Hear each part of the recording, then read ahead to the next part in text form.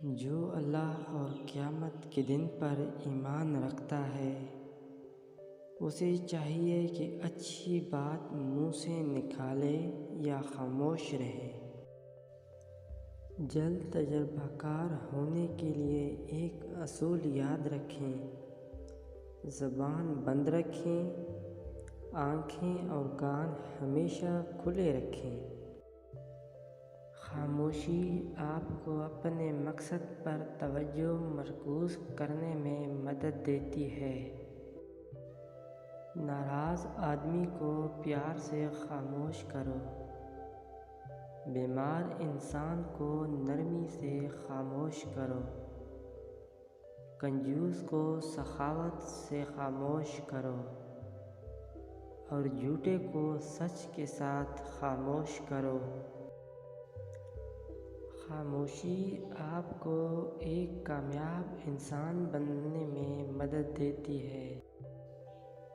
خاموشی آپ کے ذہنی تناؤ کو کم کر کے آپ کو باشعور انسان بننے میں مدد دیتی ہے۔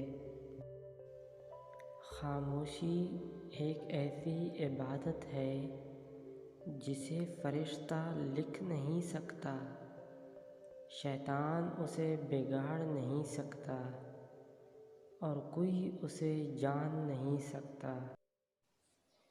بولنے کا حق چھینا جا سکتا ہے لیکن خاموش رہنے کا نہیں۔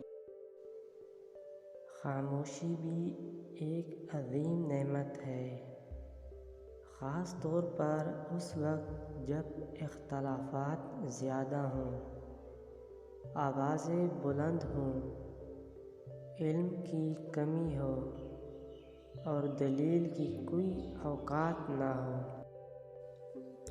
خاموش رہنا بہت مشکل ہے، لیکن خاموشی بہترین انتقام ہے۔ خاموشی سے کی گئی دعا اور محبت دونوں بہت طاقت رکھتی ہیں۔ خاموشی کسی کو بتانے کا یہ بہترین طریقہ ہے کہ آپ نے اچھا نہیں کیا۔ احمق اپنی بات سے اور عقل مند اپنی خاموشی سے پہچانا جاتا ہے۔ جب خاموشی کو ہتھیار کے طور پر استعمال کیا جائے تو یہ الفاظ سے بھی زیادہ زخم دے سکتی ہے۔